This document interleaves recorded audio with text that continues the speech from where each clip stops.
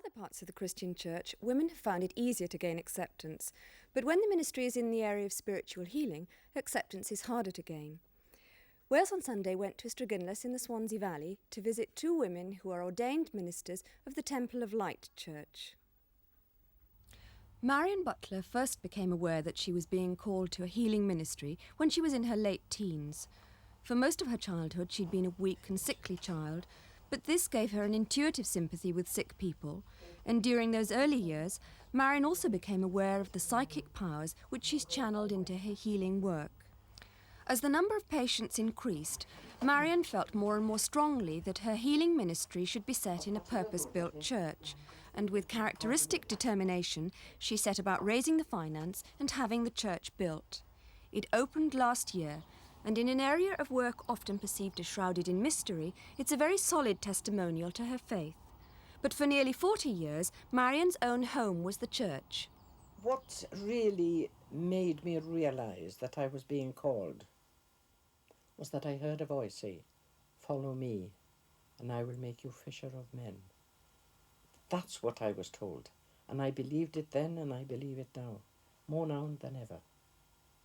And then, of course, I started seeing them coming in, the blind, the deaf, the dumb, the maimed, the crippled, the epileptics, the mentally tormented, you name it, and we had the lot. And we prayed and laid hands on them, and they were made whole. Not all of them, of course, because some people don't want to be cured. Would you believe that? The Healing Sanctuary treats between 100 and 150 people a week.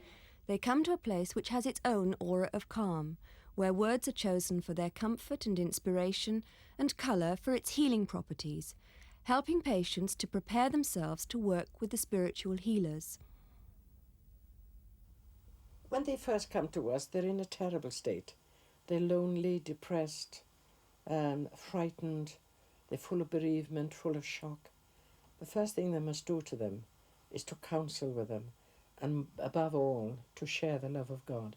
The love that you feel, the compassion that you feel for sick people, and that you enter into their state of ill-being, and you try to comfort them, and then you counsel with them and say that through prayer we are going to help them.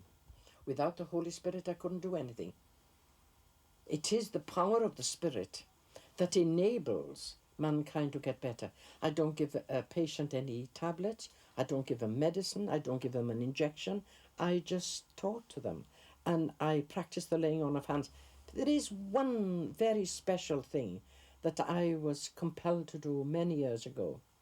I treated a lady in this village who had a massive cancerous growth in the throat, and she couldn't swallow and she couldn't eat, and she was on the way out in this world. That was the doctor's verdict. I went very deeply into my inner being, and through my attunement with God, I was appealing in all his goodness if there was anything I could do. And I didn't have to wait long for the answer. The answer came.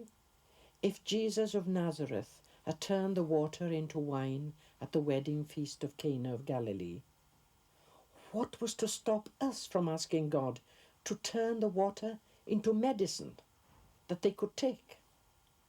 The more I thought about that, the more it grew. And it became so vivid in my mind that I returned home. I went to the cupboard and I got a bottle out and I scrubbed the bottle inside and out. And then I filled it up with water and I asked the good Lord to bless it. I took the water to this patient and they started utilising the water by bathing the lips with a quill for her to lick. And then the next day she could take a little bit on a spoon. And the next day it went into a tablespoon, it went into a wine glassful. And then she recovered, and she recovered fully to enjoy life for many years to come.